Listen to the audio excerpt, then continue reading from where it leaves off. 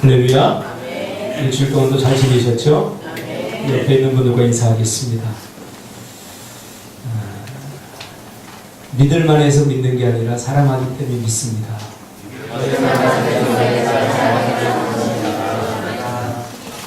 저게 무슨 말인지 모르겠어요. 집에 가서 한번 잘 생각해 보세요. 무슨 말인지. 하나님이 우리를 믿어주시는 것은 우리를 신뢰할 만한 그런 능력을 가졌기 때문에 믿어주는 게 아니라 사랑하기 때문에 믿어주는 것입니다. 오늘 믿음 바보라는 제목으로 하나님 말씀 전가하겠습니다. 사람을 믿었다가 배신을 당해본 경험이 있거나 또 누군가를 믿었다가 깊은 상처를 경험해본 사람들이라면 누군가를 다시 신뢰하고 믿는다는 것이 결코 쉬운 일이 아니라는 것을 알게 됩니다.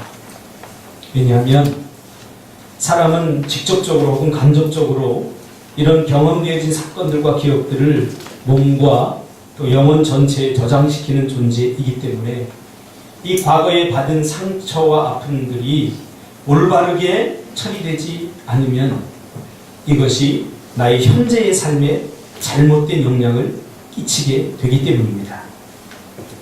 과거의 이러한 미해결 과제, 이런 것들을 우리는 상처다 이렇게 부릅니다. 물론 그리스도인들 안에도 깊은 상처를 가진 사람들이 참으로 많습니다. 제가 치유 사역을 하고 상담 사역을 하면서 이 상처를 붙들고 씨름하는 사람들을 제가 많이 봤습니다. 더 많이 기도하면서 이것을 해결하려고 하고 더 많이 헌신하면서 해결하려고 하고 그럴수록 더 고통스럽고 힘들어지는 거죠. 왜? 이런 상처와 아픔들은 그렇게 치유되는 것이 아니기 때문이죠. 이 상처가 극복되지 않으면 신앙생활에도 고스란히 영향을 받게 됩니다. 우리가 사람을 쉽게 믿지 못하는 것은 우리가 하나님을 정말로 내가 잘 믿고 있는가에 대해서 다시 한번 점검해 봐야 됩니다.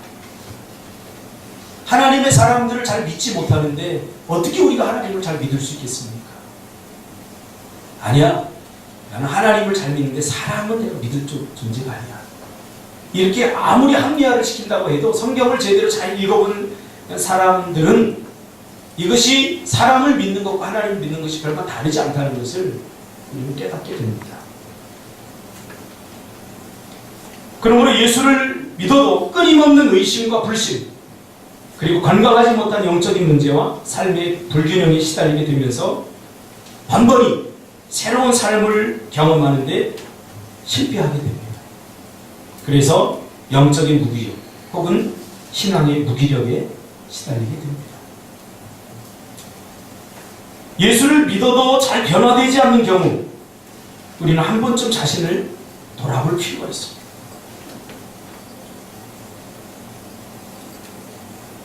예수를 믿었는데 10년 전이나 20년 전이나 30년 전이나 지금이나 변화된 것이 없다. 성경은 변화의 책이거든요. 구원은 변화를 전제로 하고 있거든요. 변화되지 않았다면 이거 뭔가 짚어봐야 될, 진단해 봐야 될 문제라는 사실이죠.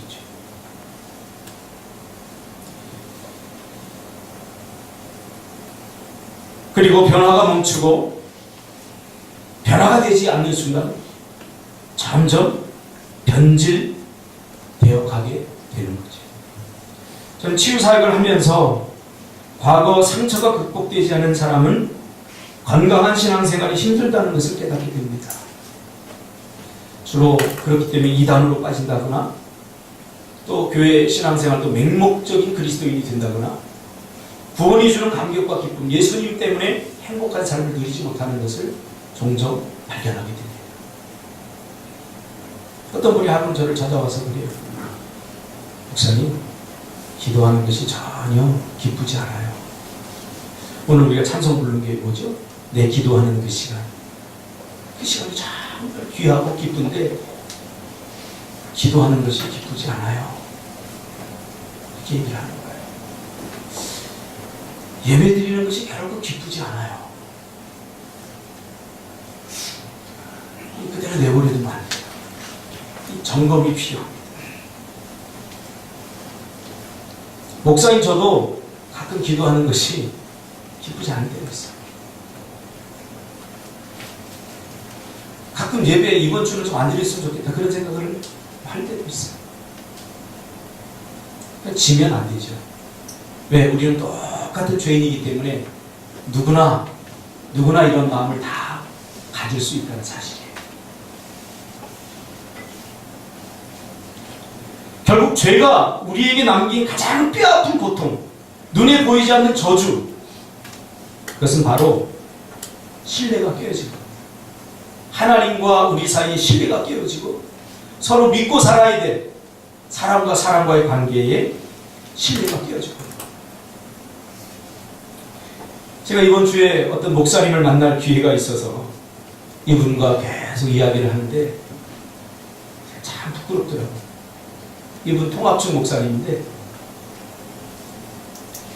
이분은 이야기를 계속하면 저를 믿지 못하는 것 같은 눈치를 받았고, 저도 역시 이분과 이야기하면서 이분이 정말 신뢰할 만한 분인가 하면서 이분을 탐색하고 이분을 분석하고, 그래도 안 되니까 끝나고 나서 인터넷을 뒤져서 이름을 쳐가면서 이분이 정말로 신뢰할 만한 분인가 하고 내가 찾고 있더라고요.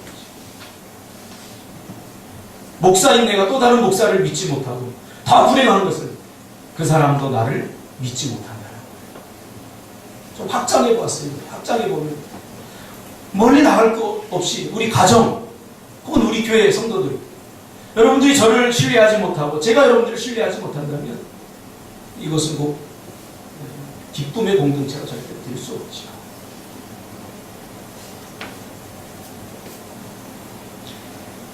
그러면서 예수 믿는 사람들 중에 어떤 사람들은 잘못된 생각을 가지고 있다는 것을 발견하게 됩니다. 오늘 두 가지만 하고 제가 지적해 보려고 합니다. 첫째로는 예수를 믿고 나면 지나간 모든 것들은 현재의 삶에 아무런 영향을 주지 않을 것이라는 생각, 잘못된 생각입니다.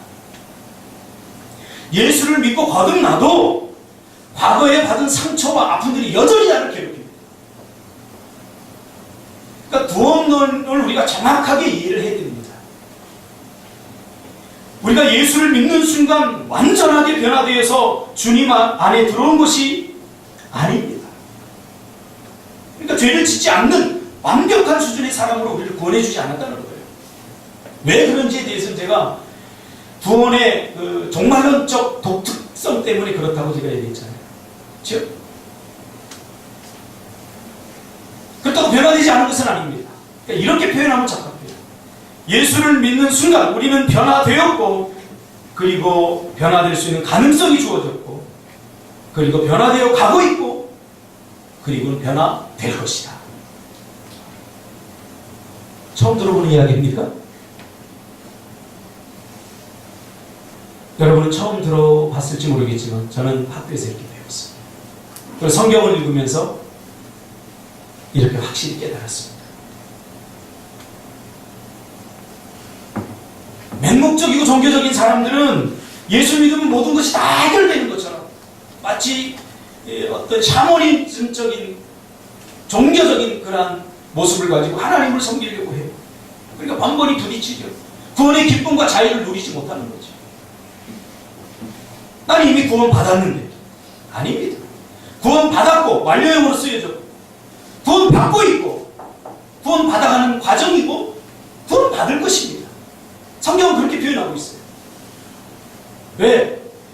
구원의 부족성 때문에 그런 게 아니에요. 구원이라고 하는 것은 중심에 예수님이 있기 때문에 예수님의 오심과 예수님의 죽으심과 예수님의 부활하심과 예수님의 다시 오심, 아직 다시 오시지 않았잖아요. 구원의 그 과정 속에 있기 때문에 우리가 그렇게 표현할 뿐이지 하나님이 우리를 구원하는 것에 대한 불완전성 때문에 그렇게 표현하는 것이 아니라는 사실이죠. 여러분 믿습니까? 네. 호세아 6장 1절에 보면 죄로 말미암아 생겨난 육신적이고 눈에 보이지 않는 영적이고 정신적인 상처와 아픔을 싸매시고 도로 낫게 하시는 분이지만 예수 믿는 순간에 완료적으로 다 해결된 것이 아니라는 사실이죠. 그래서 우리는 예수를 믿어도 여전히 근심과 예수를 믿어도 여전히 부족함과 예수를 믿어도 여전히 실망과 우리 육신의 나약함과 이런 것들을 뼈저리게 경험하고 있어요. 내가 예수를 잘못 믿어서 그런 게 아니에요. 이건 우리가 예수님 오실 때까지 평생 짊어지고 가야 될 죄와의 싸움인 것이에요. 제가 아까 그랬잖아요. 저도 가끔 기도하는 것이 결코 기쁘지 않아요. 기쁘지 않은 데가 있어요. 가끔이라 다행입니다. 교회 주일날 나오는 것이 이번 주는 정말 힘들다 그런 마음 들 때가 있어요. 여러분은 오죽하겠어요. 오죽하겠어요. 이해해요. 근데 가끔 등산 가셔도 돼요. 할렐루야. 근데 또 그런 거 보면 가도 되나 보다. 다 믿음의 분량에 맞게 하세요. 가도 되나 보다. 흐름을 타지 마시고. 제가 무슨 의도로 이야기하는지 결과만 보지 마시고 과정 속에서 이해를 하면 될 거예요. 아까 장로님 좀 기도하는데 은혜 받았어요. 있어야 할 자.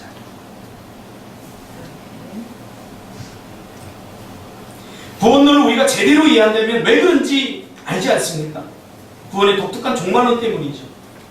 성경은 구원을 현재와 또 미래 진행형으로 그리고 과거 완료형으로 그렇게 표현하고 있습니다. 이미 구원받고 있으며 여러분 예수님이 재림지로 오실 때 구원받을 것입니다. 할렐루야. 그래서 빌립보서 2장 12절에 사도 바울은 항상 복종하여 두렵고 떨림으로 너희 구원을 이루라 라고 표현하고 있습니다. 아니 다 이루어졌다면 왜 두렵고 떨림으로 구원을 이루라고 말하고 있습니까? 그리고 더욱더 이루어야 할 구원 등으로 표현하고 있죠. 이 구원을 이루어가는 과정 속에서 나타나는 현상이 있는데 그게 뭐냐면 바로 변화와 성장입니다. 우리가 구원의 과정 속에 제대로 동참하고 구원받았다면 그 과정 속에서 나타나는 현상이 있는데 그것은 우리가 변화되는 거예요. 변화의 질과 또 변화의 수준은 다 달라요. 개인마다. 그래서 우리가 누구를 향해서 예수 잘 믿니 못 믿니 지적하면 안 돼요. 왜? 어떤 사람은 단단한 식물을 먹을 만한 수준의 사람이 있는가 하면 어떤 사람은 위장이 약해서 조금만 먹어도 설사해 버린 사람이 있어요. 그렇더라고 제가. 어떤 사람은 11조에 대한 설교를 하면 이 위장이 약해서 시험 드는 사람이 있는 거 반면 어떤 사람은 넉넉히 감당하는 사람이 있더라고요. 그러니까 시험 들 일이 아니에요. 감당할 선에서 하면 되는 거죠. 그래서 이 구원을 이루어가는 과정 속에서 나타나는 현상이 바로 에베소서 4장 13절 말씀입니다. 우리가 다 하나님의 아들을 믿는 것과 아는 일에 하나가 되어 온전한 사랑을 이루어 그리스도의 장성한 분량이 충만한 데까지 이르리니. 할렐루야. 네. 자꾸 변화되는 거예요. 그리스도의 장성한 분량. 더 그리스도인을 닮아가는 거죠. 이렇게 우리가 변질되는 것이 아니라 변화되어 가는 거죠. 그러므로 변화되지 않는 이상 이전 것들은 현재의 삶에서 계속적으로 부정적인 영향을 줍니다. 이것을 올바르게 인식하지 못하면 자꾸 종교적으로 흘러서 더 많이 기도하고 더 많이 예배하고 더 많이 헌신하다가 지쳐버립니다. 제가 지금 상담하는 사람이 그래요. 내가 믿음 생활 더 열심히 하지 못해서 그래. 방향을 점검해야 되는데 방향이 내가 봤을 때 좀 틀린 것 같은데 방향 점검을 안 하고 내가 더 열심히 하지 못해서 그래. 그래서 안 나가던 수요 예배도 나가고 안 나가던 새벽 기도 나가고 그러다 계속 지쳐가는 거예요. 그게 어디까지? 이제 교회 생활을 좀 쉴까? 여기까지 오고. 여러분 예수 믿는 것이 얼마나 기쁜 일인데. 할렐루야. 예수 믿는 것이 얼마나 행복한 일인데. 어쩔 수 없이 하지 못했어요. 이건 뭔가 구원에 대해서 우리가 이 지식적으로 뭔가 좀 잘못됐다고 생각합니다. 구원을 이해하는 두 가지 메커니즘이 있습니다. 우리가 예수 믿고 구원받았다, 예수 믿고 변화되었다 라고 말할 때 존재론적 변화가 있고 인식론적 변화가 있습니다. 제 이야기가 아니라 로마서에 나온 이야기 그대로 하는 겁니다. 예수를 믿음으로 사도 바울은 우리가 법정적으로 우리가 하나님의 아들이 아니었는데 하나님께서 우리를 양자 삼으신 겁니다. 양자 삼았다. 이렇게 표현합니다. 이건 법정적인 변화입니다. 변화죠. 우리가 하나님의 아들이라고 하는 신분적 변화가 일어난 겁니다. 예수를 영접하고. 자, 어떤 마을에 그렇게 할 거 없이 우리 박정만 집사님, 죄송합니다. 우리 집에 종이 좀 되어주세요. 이 박정만 집사님 우리 집에서 30년 동안 종으로 살았어요. 박정만 집사 보니까 일을 열심히 얼마나 잘하는지. 그래서 죄송합니다. 박정만 집사님 저보다 나이는 많습니다. 그래서 제가 정만아 이리 와라. 그래가지고 너 내 일하는 거 보니까 너무 너 참 성실하고 내 아들 삼겠다. 그래서 30년 동안 종살이한 박정만 집사는 내 아들을 삼았어요. 그 호족에 올려버렸어요. 이게 뭐냐면 존재론적 변화, 법정적 변화. 존재 자체가 이제 종이 아니라 아들이 된 거죠. 할렐루야. 네, 제 아들 되고 싶지 않겠지만 좀 기뻐해 주세요. 자, 근데 그 다음 날부터 박정만 집사님이 나보고 아빠 따라다닐 일 없습니다. 아버지 살았기. 왜? 그동안 종으로서 살았기 때문에 종의 근성이 여전히 남아있어서 밥 먹을 때도 종처럼 막 지저분하게 먹고 그렇게 할 겁니다. 인식론적 변화가 안 된 거죠. 이 인식론적 변화는 우리가 하나님을 믿는 것과 아는 일이 하나가 되어서 온전한 사랑을 이루어 가면서 그리스도의 장성한 분량에 이르기까지 나를 자꾸 변화시키게 돼요. 아버지 한번 불러보세요. 그러면 안 되겠구나. 아버지라고 안 나와요. 처음부터 아버지 연습해서 아버지 불러요. 그러다 어느 순간이 되면 아버지라고 부를 수 있게 돼요. 또 어느 순간이 되면 마음이 또 통할 거예요. 마음이 통해서 정말 목사님은 내 아버지구나. 나에게 사랑을 듬뿍 주고 이렇게 하고 있구나. 이게 인식론적으로 느껴지게 되는 거죠. 사도 바울은 그것을 이렇게 두 가지로 표현하고 있습니다. 존재는 우리가 구원받은 것은 구원받을 때 딱 변화, 그리스도 안에 새로운 피조물이 된 것은 바로 존재론적 변화. 우리가 하나님의 자녀가 된 것입니다. 법적으로. 이제 우리는 그냥 가만히 앉아있는데 아들이 되는 것이 아닙니다. 하나님의 아들답게 살아야 됩니다. 하나님이 뭘 좋아하고 하나님과 자꾸 어색해도 관계를 갖고 하나님과 소통하고 이게 뭐예요? 기도하고 예배하고 이런 거 아니겠습니까? 교회를 사랑하고 하나님이 좋아하는 것들을 한번 해보고 이렇게 하는 거예요.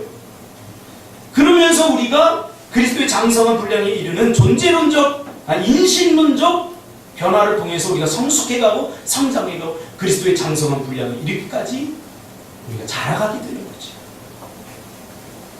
그러므로 우리의 싸움은 구원을 받기 위한 몸부림이 절대 아닙니다. 여러분 구원 받는데 여러분이 이거 한 거 있습니까? 에베소서 말씀처럼 너희가 그 은혜를 인하여 믿음으로 말미암아 구원을 받았으니 이것이 너희에게서 난 것이 아니요 하나님의 선물이라. 할렐루야. 저도 어릴 적부터 모태신앙했는데요 안 믿어지더라고요. 교회 가는 게 제일 힘들었어요. 저희 어머니가 교회 다니는 것도 너무너무 싫어. 제가 중학교만 되면 내가 좀 키도 우리 어머니 커지고 하면 키를 비를 요 정도밖에 안 자라지고 내가 절대 교회 안 다니고 중학교 때 잠시 교회를 신청했어요. 교회 가야지 안 갈 거야.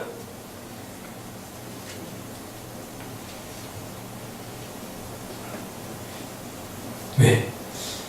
이 구원의 기쁨과 감격을 몰랐으니까.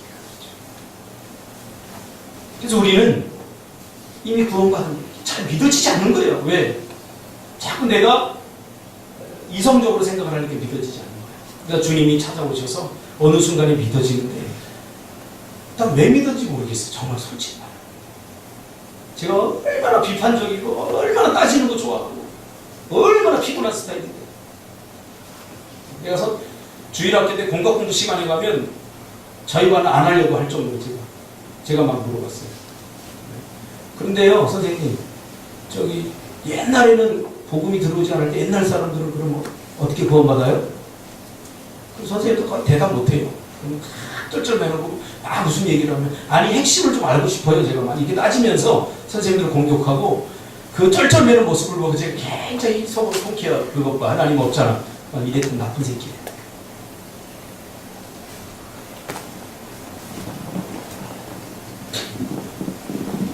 제가 고등학교 다닐 때 고등학교 1학년 때구나. 그때 신학적인 서적을 막 읽으면서 선생님들 막 나도 알지 못하는 일이 곤란한 질문도 막 그랬어요.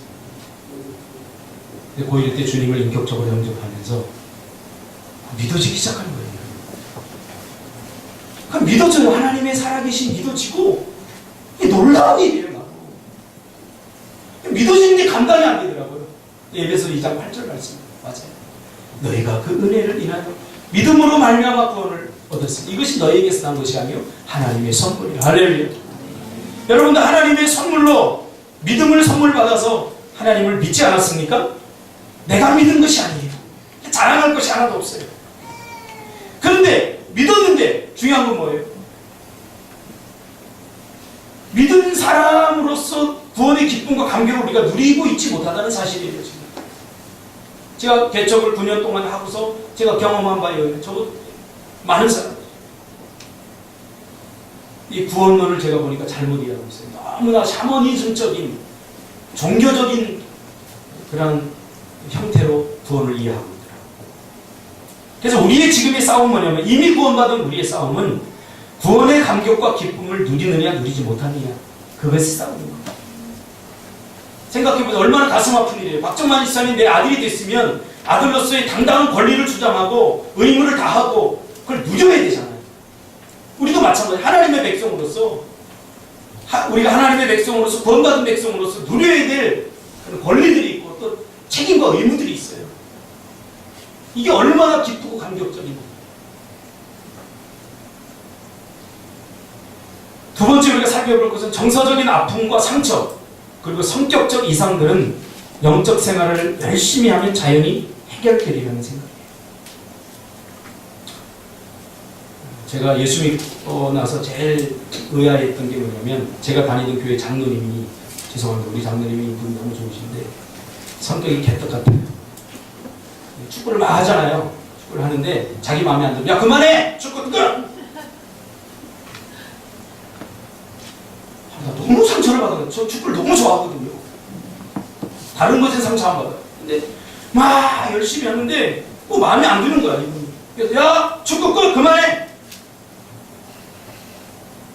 사삭 교회에 가면 기쁨을 주지 못하니까 이분. 제가 생각하기에는 처음에는 참 이상했어요. 야, 이게 예수 믿는 건가?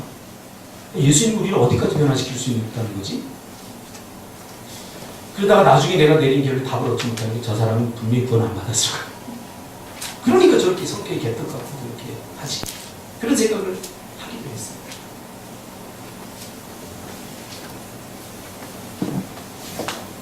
여러분 열심히가 아니라 올바른 지식을 바탕으로 한 열심이어야 됩니다. 장로님도 기도하지 않았습니까? 한국교회 성도의 말씀이 너무 약해요. 1년 가도 성경을 한두 칸 사람이 우리 교회도 내가 보니까 손가락을 아니 이쪽 손가락까지는 그렇고 이쪽 손가락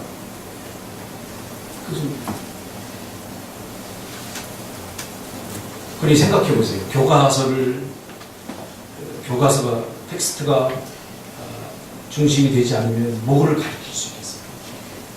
뭘 배울 수 있겠어요?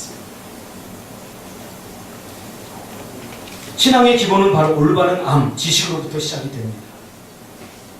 성경에 의하면 아는 것을 믿는 것입니다. 믿음의 내용이 있어야 되죠. 사도 바울은 예수님을 핍박하는 유대인들을 향해서 내가 증거하노니 저희가 하나님께 열심은 있으나 지식을 쫓은 것이 아니라 라고 로마서 10장 2절에 폭로하고 있습니다. 하나님을 향한 올바른 알미 결여된 이스라엘 백성들의 열심은 오히려 하나님을 대적하고 예수 믿는 사람을 핍박하고 교회를 어지럽히는 것으로 나타났어요. 왜요? 그럴 수밖에 없죠. 종교적으로 흘리게 돼 있어요. 하나님을 제대로 알지 못하면. 그러므로 신앙은 진실함과 열심 문제 이전에 바로 지식의 문제입니다. 호세아 4장 6절에서 내 백성이 지식이 없으로 망하는구나라고 호세아는 안타까워하고 있습니다. 호세아 6장 6절에 하나님은 나는 인애를 원하고 제사를 원치 아니하며 번제보다 하나님을 아는 것을 원하노라 라고 말하고 있습니다.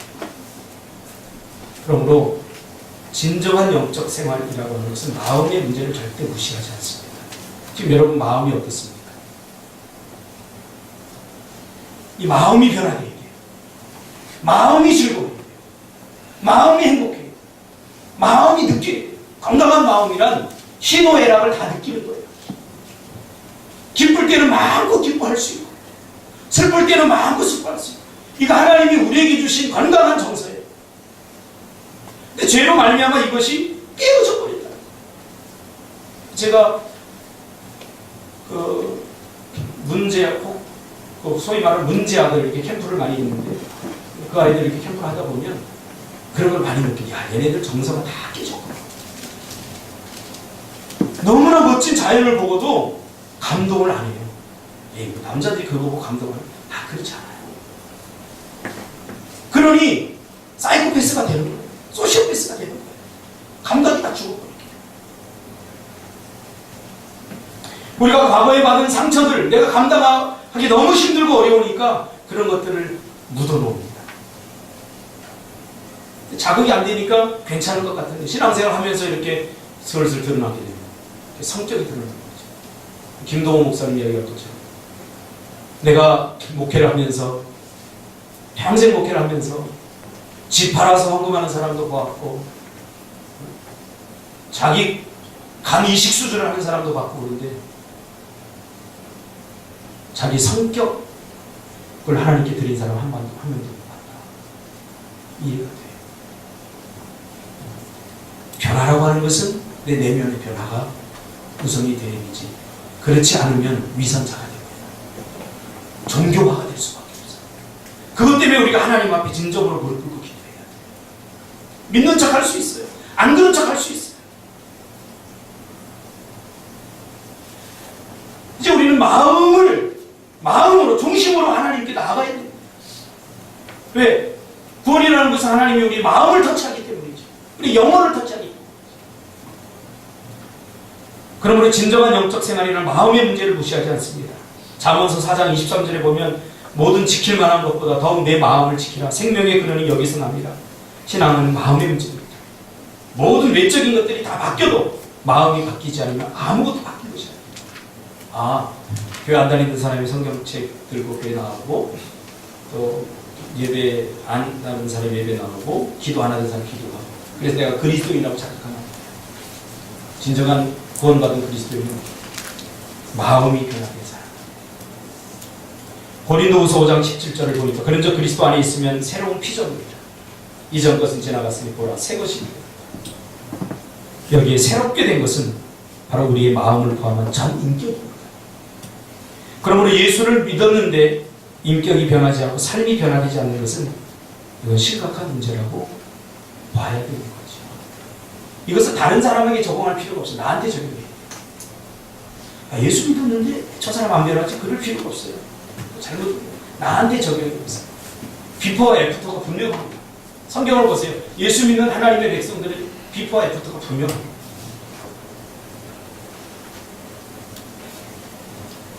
삶이 변하지 않는 것도 심각한 문제지만 더 심각한 것은 아예 변하려고 하는 의지조차 없다는 거죠. 하나님은 우리의 영적이고 정서적 문제를 치료하기 원하시는 그런 분이십니다. 하나님은 우리를 만드시고 우리를 가장 잘 아시기 때문에 진정한 성령의 역사가 있는 곳마다 이해되어지고 마음의 아픔들이 해결되어지고 반대로 균형 잡히지 않은 종교적이고 샤머니즘적인 비균형적인 신앙생활은 성령의 역사에서 사람의 마음을 무시합니다. 이사야 61장에 보면 주님이 이 땅에 오신 것은 마음이 상한 자를 고치고 포로된 자의 자유를 갇힌 자에게 노임을 우리 시온에서 슬퍼하는 자에게 화관을 제 대신 기쁨의 기름으로 대신하며 찬송의 옷으로 그 근심을 대신하는 것 같습니다. 한마디로 말하면 예수 믿는 그 구원의 기쁨과 감격이 세상 어떤 것과 바꿀 수 없을 만큼 그렇게 기쁨과 행복이 있다는 거예요. 오늘 우리가 살펴볼 이 노아가 살던 시대는 바로 죄로 말미암아 타락한 사람들이 세상의 그 거대한 영향을 받아서 건강하지 못한 생각들과 계획들을 가지고 있었다는 것을 발견하게 됩니다. 하나님의 말씀이 마음까지 도달하지 못한 거죠. 그러니까 불신이 왕성하게 사람들의 마음과 공동체에 나타나게 되는 거죠. 하나님을 믿지 못하고 사람들을 믿지 못하게 되는 거죠. 그래서 5절에 보면 여호와께서 사람의 죄악이 세상에, 창세기 6장에 보면 여호와께서 사람의 죄악이 세상에 가득함과 그의 마음으로 생각하는 모든 계획이 항상 악할 뿐임을 보시고, 그래서 중요한 게 관영했다는 말이에요. 가득 찼다. 세상적인 가치관으로 가득 찼다는 거예요. 노아는 바로 이런 세상의 거대한 악이 관영한 세상의 한복판에 그대로 노출되어 있었습니다. 세상을 따르지 않으면 손해보고 심각한 생존의 위협을 받을 뿐만 아니라 마치 바보 취급을 당하는 존재감 자체를 잃어버릴 수밖에 없는, 사회 공동체로부터 소외당할 수밖에 없는 처지의 노아가 있었던 거죠. 가만히 이 노아를 보면 지금 우리가 살고 있는 세상과 별반 다르지 않다는 것을 깨닫게 됩니다. 우리 정신 차려요. 우리가 다운주의 시대에 살고 있잖아요. 그럼 교회 나오니까 예배 드렸으니까 오늘 됐겠지, 오늘 기도했으니까 됐겠지, 나 그래도 하나님을 믿어 라고 우겨서는 안 돼요. 우리 신앙을 철저히 점검해봐요. 왜? 악이 관영했다 이 말은 우리가 생각하는 것보다 훨씬 심각한 수준이에요. 노아가 살던 시대입니다. 로마서 1장 26절에 이것을 구체적으로 순리를 영리로 바꾸는 현상, 이것이 관영함입니다. 지금 우리가 살고 있는 이 세상을 여러분 가만히 한번 보세요. 어떻게 흘러가고 있어요. 지금 세계적으로 인권을 가장한 차별금지법 때문에 심각한 도전을 지금 받고 있습니다. 한국이. 영국도 무너지고 유럽 쪽 다 무너지고 미국도 무너지고, 영국에서 2010년도에 이퀄리티 액트라고 해서 평등법이 통과가 됐어요. 자, 이 평등법이 통과가 되면서 어떤 일이 일어나는 줄 아세요? 동성애자들이 와서 목사님에게 주례를 부탁하는 거예요. 주례 서주세요.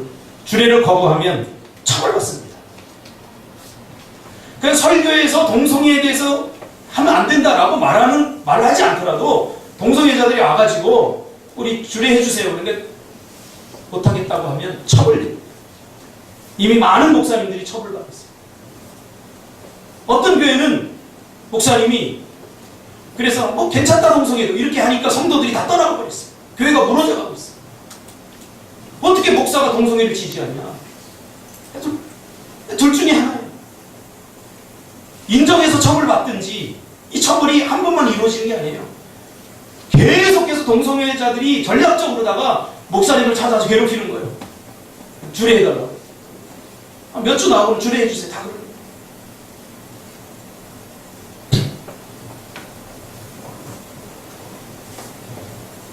미국도 마찬가지입니다. 이거 엄청나기 때문에 제가 다 말할 수 없습니다. 악의 관용에 대해서 이야기합니다.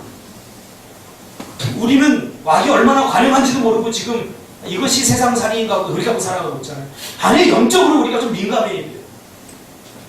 미국의 그 보스턴 지역에 그 교육청에 한 학교가 있는데 기독교 인용으로 설립된 학교예요. 설립 이념 중에 동성애 금지 조항이 있어요. 학칙으로 되어 있어요. 동성애자는 퇴학하게 되어 있어요. 그런데 교육기관에서 그거 없애라. 학칙을 없애지 않으면 문 닫게 하겠다 했어요. 그랬는데도 학교에서 없애지 않았어요. 학칙. 그랬더니 문 닫게 하는 것은 불가능하니까 어떻게 했냐면 선생님들 배정을 안 해줬어요. 역차별 당하고 있어요. 여러분, 평등법이 어떻게 역차별을 당하고 있습니까? 이게 굉장히 심각합니다. 지금 한국이 마지막 보루라고 지금 이야기를 해요. 미국의 오리건주에서 빵집을 경영하는 케인 부부라고 하는 이 두 부부가 있는데 빵집을 경영해요.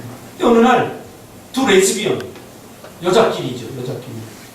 사귀는 사람이 결혼한다고 와가지고 결혼 케이크 주문을 했어요. 근데 이 두 부부가 독실한 크리스찬이에요. 그래서 우리는 당신들의 인격을 존중하지만 우리는 당신의 결혼을 인정할 수 없다. 그래서 케이크를 만들어줄 수 없다. 대신에 좋은 것을 소개해 줄 테니까 그리스도의 양심으로 그렇게 할 수 없다. 거기 가서 케이크를 맞춰라. 그랬더니 이 레즈비언 부부가 고발을 해버렸어요. 그래서 법원에서 13만 원, 약 1억 4천만 원의 손해배상 판결을 받았어요. 뭐 길거리에서 전도하다가 잡혀간 거는 뭐 이것은 이미 오래전이에요. 메리 크리스마스도 못하는 주가 많아요, 미국에. 근데 고발한 내용이 뭔지 아세요? 170가지예요. 그 사람이 내가 결혼 케이크를 받지 않아서 자기가 고혈압이 도졌고 체중이 감소했고 소화불량이 걸렸고 이거 억지 아닙니까? 170가지 만들었어요. 하나님이 한탄할 만하시죠. 창세기 6장 6절에 땅 위에 사람 지으셨음을 한탄하사 마음에 근심하시고. 다운주의가 뭐예요? 하나님의 절대적인 역사관 속에 이거를 영리를, 이 순리를 영리로 자꾸 바꾸는 거예요. 여러분 생각해 보세요. 남자와 남자가 결혼하고 여자와 여자가 그런 아이를 낳을 수 있나요? 우리 입양해 갔더니 입양. 또 입양 기간도 또 고소됐어요. 입양 기간. 미국에 우리 건주에 입양 기간이 하나 있는데 동성이부 가서 입양해달라니까 안 된다고 하니까 고발해버려 문을 닫아버렸어요. 차별한다고 했어요. 뭐가 차별이에요? 이제 얼마 있으면 퀴어 축제를 합니다. 이게 지금 관영한 시대에 우리가 살아가고 있어요. 여러분 모른 척 할 겁니까? 이 시대에 우리가 정말 신앙생활을 잘하고 있는 거예요. 노아는 이러한 시대에서 물로 심판을 할 수밖에 없는 하나님의 마음을 알고 내가 물로 심판하겠다. 약속을 받고 120년 동안이나 하나님의 약속을 믿고 하나님의 말씀을 믿어주기로 결정하고 믿어준 거죠. 말씀대로 사는 것이 이게 쉬운 일이 아니에요. 그래 내 시대는 괜찮을 것 같아요. 그러나 우리 자녀들 시대 한번 가보세요. 우리가 그냥 이렇게 놓고서 자녀들 시대로 넘어가세요. 상원 집사 아들 나면 결혼한다고 데리고 왔는데 남자아이를 데리고 갈 수 있어요. 이게 웃을 일이 아닌 일이거든요. 불과 제가 청소년 사역을 하면서 불과 20년 전에 하리수 나올 때 제가 방송국에 전화도 하고 절대 이거 안 됩니다. 그들을 무시하는 게 아니라 그들은 고쳐야 돼요. 복음으로다가. 그리고 그들의 잘못된 생각들에 대해서 소통을 통해서 이거 해야 돼요. 근데 나쁘니까 우리는 나만 안 하면 되지. 그래서 지금 여기저기서 다 커밍아웃 하고 있어요. 제가 반성여중 앞에서 예전에 한 20년 전에 상담소를 했어요. 청소년 상담소를 운영했는데 근데 여자아이가 딱 오더니 고민이 있다는 거예요. 뭐냐고 그랬더니 나 누굴 좋아해요. 와, 좀 잘 됐다. 좋아하는 거 좋지. 근데 여자예요. 여자를 좋아해요. 그때 한참. 그래서 자기의 성 정체성에 대해서 이야기를 해요. 근데 정말 좋으면 나중에는 저는 모르겠으면 요즘 여기 유행이에요. 여러분 어린애들은요. 가치관이 아직도 잘 설정되지 않았기 때문에 이런 흐름을 따르게 돼 있어요. 그러니까 우리에게 하나님이 주신 것은 좋은 건강한 문화를 창조하라고 우리에게 주신 거잖아요. 그러니까 세상에서 물러나면 안 돼요. 어제도 제가 같은 도에 있는 이 차별금지법에 대해서 1인 시위를 지금 제 동료 목사님이 서울시청 앞에 지금 하고 있거든요. 목에다 이렇게 걸고 굉장히 초라해 보이고 심지어는 목사님들은 저렇게 해서 바뀌나 그러지만 저도 갈 겁니다. 나중에 하늘나라에 가면 너 뭐 했냐 저한테 물어보면 좀 뭐라고 여러분 대답하고 그다음에 방송국에 전화도 하시고 투표할 때 투표라도 하시고 적극적으로 참여하시고 악이 관영하면 결국 피해를 보는 게 누구예요? 우리 그리스도. 그 아이들에게 불신의 세상, 박정리가 몇 년 전에 불신사회라는 책을 썼잖아요. 그게 곧 도래하는 거예요.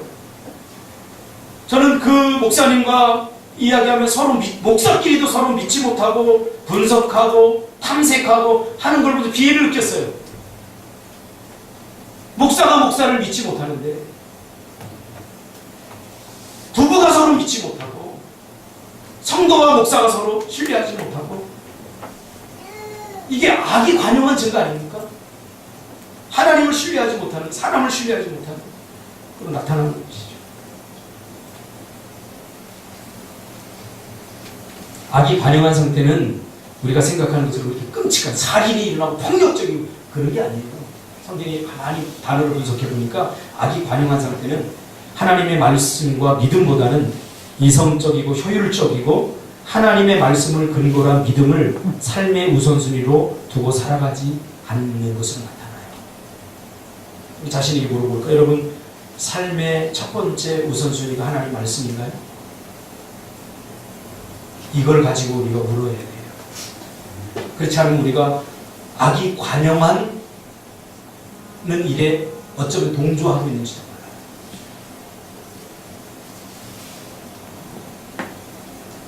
노아는 하나님의 은혜를 입은 사람이기에 우리도 하나님의 은혜를 입은 사람들이잖아요. 이제 세상의 흐름과 가치관을 따르기보다는 하나님의 말씀을 믿어드리는 삶을 살아야 되지 않겠습니까? 노아가 120년 동안 방주를 짓는다고 이제 비가 온다고 할 때 사람들이 조롱하고 핍박하고 그래도 바보 취급당하면서 그는 끝까지 하나님을 믿어드렸어요.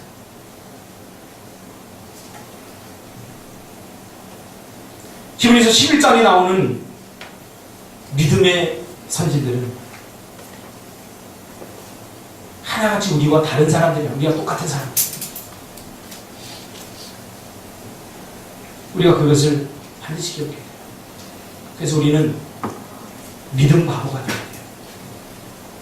믿음 때문에 사람들이 나를 바보 취급한다면 기꺼이 믿음 바보가 돼요. 히브리서 11장에 나오는 믿음의 사람은 다 믿음 바보였어요. 생각해보세요. 이 바보들 아니에요?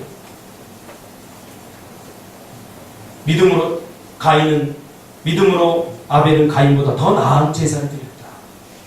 하나님의 말씀대로 자기가 하고 싶은 대로 세상의 흐름대로 하지 않고 네 멋대로 해. 네 멋대로. 네 인생은 네 거잖아. 악이 관영한 시대의 특징이에요. 3000년 전이나 지금이나 똑같아요. 악이 관영하면 네 인생은 네 거야. 네 맘대로 살아. 네가 하고 싶은 대로 하고 살아. 이렇게 된다니까요. 하나님의 말씀이 터치하는 것에 대해서 거북하게 생각해요. 이건 시대를 초월해서 나타나는 현상이에요. 왜? 인간의 본질, 죄의 본질이기 때문에. 그러나 아벨은 그렇게 하지 않았다는 거죠. 하나님과 300년 동안 동행하다 죽음을 보지 않고 하늘나라로 올라간 에녹. 바보예요. 하나님과 동행했다. 이 말의 뜻이 뭔지 아세요? 일평생 인생이 나게 하나님밖에 없었다는 거예요. 하나님 한 분만으로 만족했다는 거예요. 하늘로 올라갔던 에녹. 이 바보 아니에요? 결혼도 하고 싶고 뭔가 누리고 싶잖아요. 오늘 우리가 살펴본 이 노아도 마찬가지예요. 아직 보이지 않는 일에 대한 경고를 받고 순종했던 노아라고 표현하고 있습니다. 이제 세상을 물로 심판하겠다. 약속하고 120년 동안 아무 일도 일어나지 않았습니다.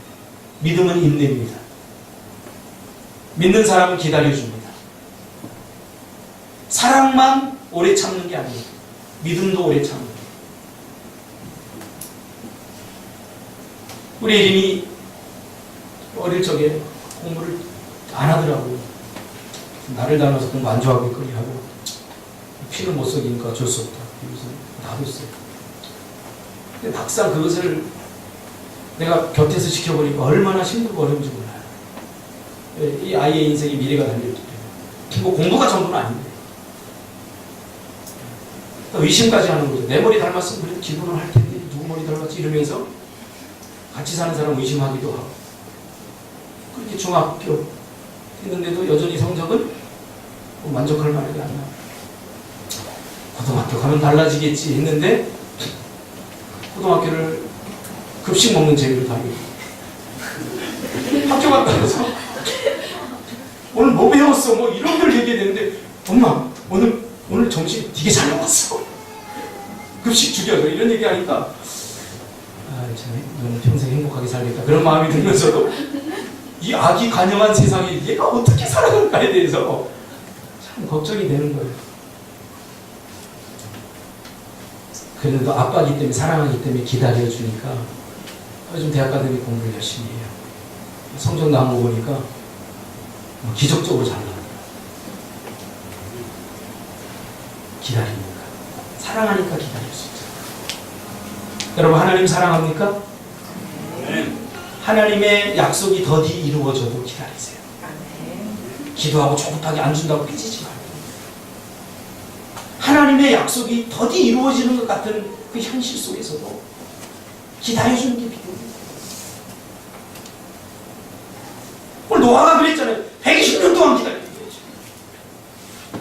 갈 바를 알지 못하고 하나님의 말씀에 순종하였던 아브라함 마찬가지예요. 갈 바를 알지 못하는데 목적지를 정해주시면 가라 그랬어요. 네, 그거 끝낼게요. 하품하세요. 돌린데 어떡해요. 나도 강의 듣다가 하품하거든요. 감사합니다. 제가 지금 말씀 전하는데 심취해가지고 2시간 할 뻔했는데 감사합니다. 이상 야곱, 바로 공주의 아들이란 칭함을 거절하고 이스라엘 백성과 함께 고난받기를 자처했던 모세, 다 바보들 아닙니까? 다 왕이 될 수 있는 자리에서 하나님의 약속 때문에 다 벅차고 나온 거예요. 11장에 나온 사람들 다 이루 말할 수 없어요. 300명의 용사로 13만 5천 명을 싸우겠다고 나섰던 기드온과 300명 용사들, 이거 다 바보들 아니에요? 다 바보. 신학으로 돌아오면 초대교회 성도들에서 히브리 11장 뭐라고 얘기하는 줄 아세요? 이 바보들에 대해서 얘기합니다. 돌로 치는 것과 톱으로 켜는 것과 하나님의 약속을 저버리지 않기 위해서 톱으로 썰려 죽는 것도 마다하지 않았다는 것. 톱으로 켜는 것과 칼로 죽임을 당한 것과 산과 광야로 유리된 것. 여자들은 자신의 죽음을 부활로 받아들이기도 하며 믿었기 때문에, 죽으며 부활하는 것을 믿기 때문에 죽음을 두려워하지 않았다는 거죠. 조롱과 채찍일 뿐 아니라 옥에 갇히는 시련, 이런 것에서도 타협하지 않았다는 거예요. 전부 바보들이에요. 우리의 시각으로. 오늘 우리는 바보 되기를 거부하고 똑똑하고 세상 이치에 너무 밝기에 우리 믿음의 선진들처럼 세상을 넉넉히 이기고 잊지 못하는 것은 아닌가. 가끔 이렇게 성도들과 얘기하다 보면 너무 똑똑해졌습니다. 똑똑해져서 순종 못하고 너무 잘 알기 때문에 못해요. 바보가 돼야 순종할 수 있어요. 생각해보세요. 14만 5천 명과 300명을 데리고 가는데 처음에 3만 2천 명이 나왔잖아요. 이거 너무 많다, 보내라. 너무 많다, 보내라. 300명 남았어요. 300명 가지고 13만 5천 명과 싸우고 나가겠다는, 이게 바보 아니면 누가 하겠습니까?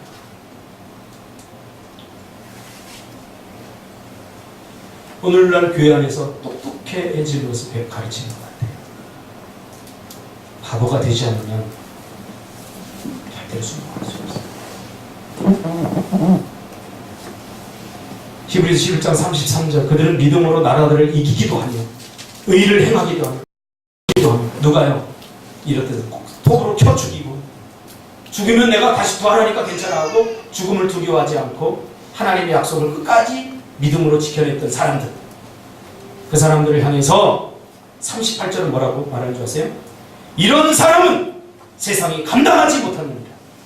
할렐루야. 우리가 말씀대로 이렇게 믿음으로 살면 세상이 우리를 감당하지 못합니다. 그렇게 하지 않으니까 우리가 지금 세상을 감당하지 못합니다. 우리가 지금 세상을 감당하지 못하고 있어요. 물질을 감당하지 못합니다.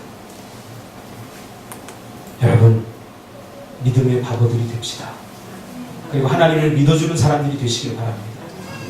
그리고 서로 믿으세요.